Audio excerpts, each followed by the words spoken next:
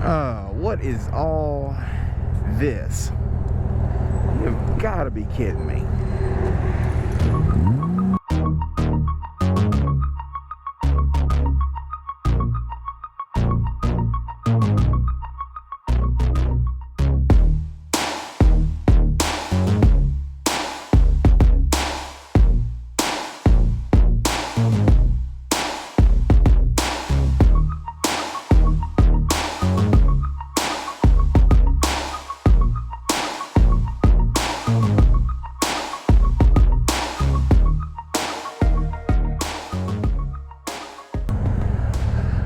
You have got to be kidding me. We're going west. Not west. We're going east. We're going away from downtown Pittsburgh. How is there this kind of traffic in the suburbs?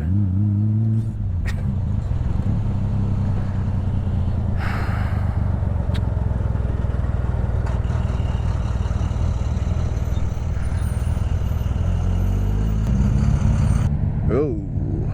Okay, so the road is really red. This looks like a deer crash.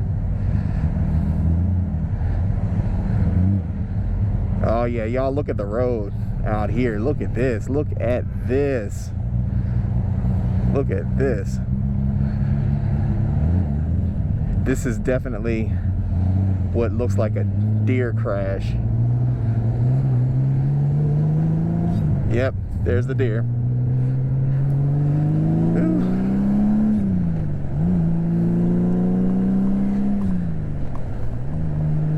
All right, back at it.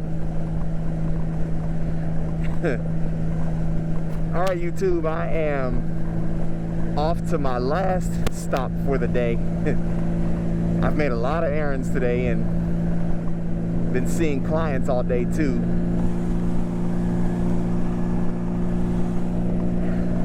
I decided to go ahead and stop by the house and grab something to eat for lunch. So I went on and put the Motovlog helmet back on. I know earlier I wasn't wearing it. I decided to go on and do it right for this one because this client that I'm going to see is a little bit farther out. The ride's about 40 minutes away.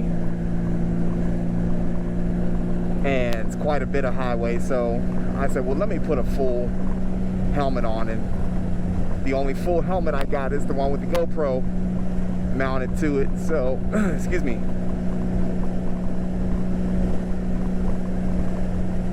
Yeah, the only full face helmet I got is the one with the GoPro mounted to it, so I said, well, guess I'm recording this. Thank you, Waze. Guess I'm recording this ride anyway. So deer crashes are a pretty commonplace thing in Pittsburgh. They just are. I mean, and it's year round. There's no you know, on season, off season, peak season, whatever.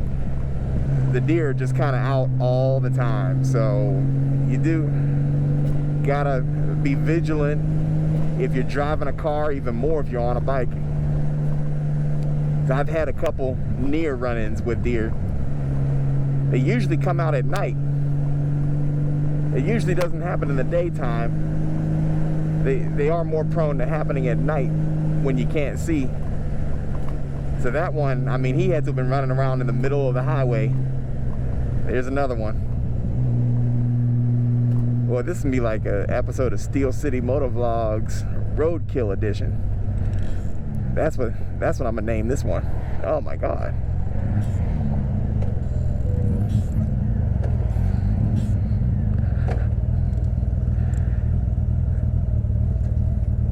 This is part of my commute to work. So I got one more appointment before I can officially be off for the weekend. And even then, after that, there's a lot of paperwork to be done. But that's also what Monday morning is for. I don't believe I'll be doing any paperwork this evening. It's supposed to snow later. It's about, I think it's about 55 degrees right now. And it is supposed to snow tonight. We're actually due to get part of a winter storm coming through here. Calling for possibly 3 to 4 inches of snow. So I'm not gonna fool around out this way too long. I'm gonna go handle this appointment, maybe grab a bite to eat, get on the road and get out of harm's way. Although I don't think that snow is coming until tonight, but Pittsburgh is just unpredictable like that with the weather. You just never really know what you're gonna get.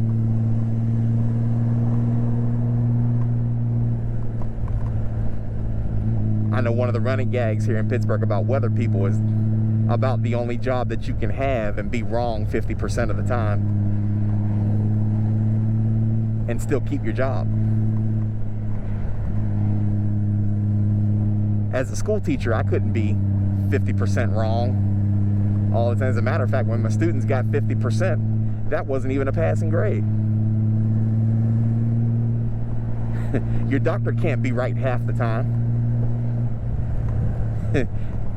You know what a friend of mine who happens to be a doctor said recently? Asked the question. She said, what do they call people who graduated from medical school with a C average? We call them doctors. Just like we call them doctors if they graduated with an A average. I don't know how I feel about that. If I'm going to the doctor and I know that doctor was a C student at best, and I'm trusting them to get my health diagnosis correct, I don't know how I feel about that. Anyway, you can't be a doctor and be wrong half the time. You can't be a teacher and be wrong half the time. I guess being an attorney, that's a crapshoot, huh? Being an attorney, I guess if you're wrong, you can give the appearance of right, depending on what kind of an attorney you are. I don't know how I feel about that either.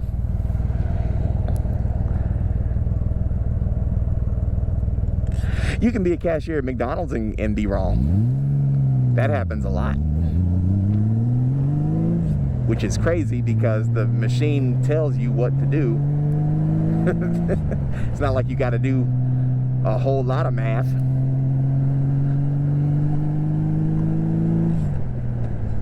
Oh well. What was I talking about? Deer crashes. Gotten so far off the topic. But yeah, tell me what it's like in your city as far as interacting with the local wildlife and riding your bike. Do you all have deer and other critters that run through the streets that you got to be cognizant of? I know we were down south last summer in Georgia. I don't really think we had that to be worried about down there, although I did see a video, I think it was on Facebook. I have to see if I can find that. It was an alligator, a fairly large alligator, on the interstate in southern Georgia, the very same interstate that we were traveling down. So I guess you got alligators to be worried about. I don't know how often they cross the road. But yeah, let's talk roadkill, since I've seen so much of it today. And what are your emergency maneuvers should you encounter the local wildlife while you're out on 2?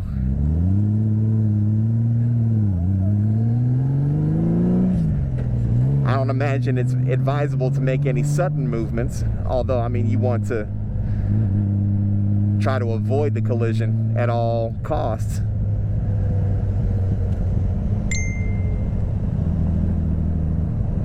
But you can also land yourself in a little bit of trouble, get yourself messed up, making sudden movements too. Oh my God.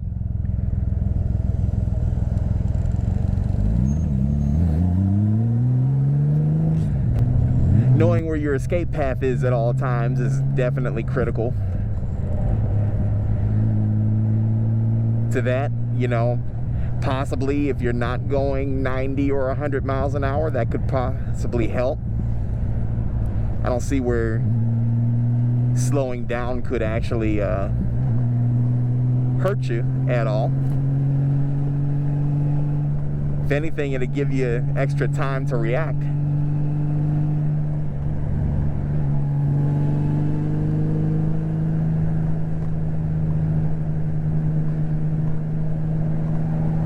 So, yeah, let's talk about it. Drop a comment. Let's see where that conversation goes.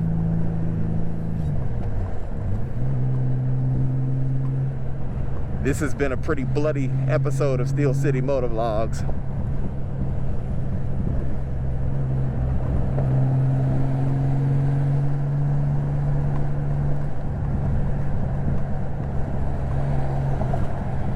Okay. I'm still headed the right direction. I've only been out to the place where I'm going. I've only been there one other time, so I'm kind of monitoring my GPS as well, because I don't really want to miss my turn. If you miss a turn off of this lane, I mean, you see the barrier over there, it's going to be a long little haul before you get a chance to turn around and correct it. And even then, you're coming back the opposite direction. You got to make another U-turn and do the whole thing over again. So try not to make too many mistakes passing right through here.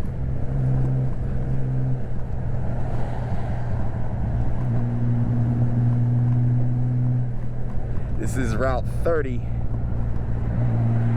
heading east.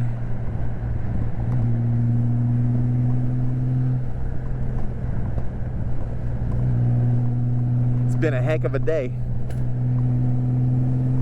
I've had a lot of clients today, and they're spread pretty far throughout the county that I live in.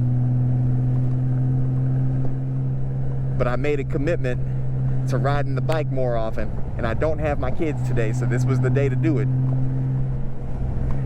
To get out, and it hasn't, I don't have any regrets. It hasn't been cumbersome or anything else like that. It's just does take some getting used to, because I'm carrying all my work equipment with me, a laptop and work bag and several other supplies that I would normally just keep in the car. It's been kind of a fun day. I get to work and play at the same time.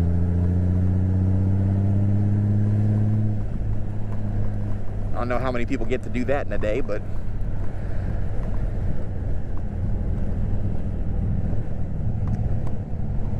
it does make things a little bit more manageable when you're not dreading having to do what you got to do.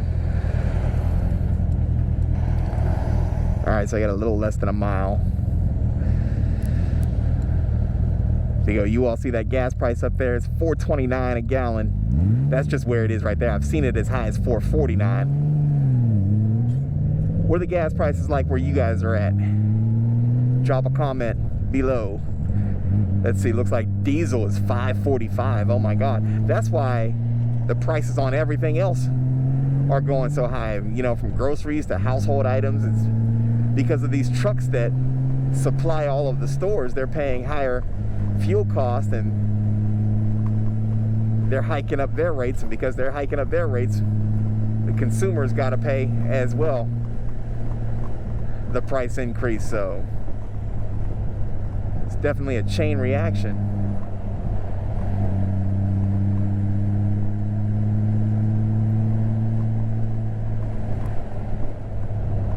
To my friends in California, how are you all doing out there? California is always higher than everywhere else. At least in my, at least that's my impression. Rich and Cake, Brother Mario, you all come to mind. Hope you all are doing all right out there.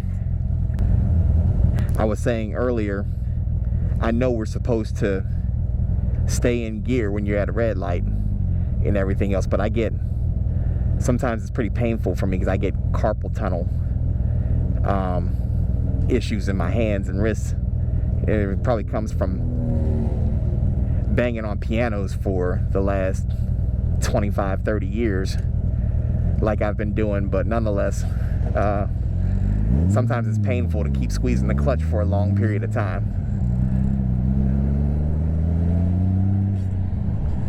So if you see me dropping into neutral, while sitting at red lights. That's the reason why.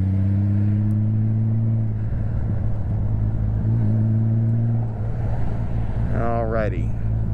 This turn I know is coming up on me. It's right here.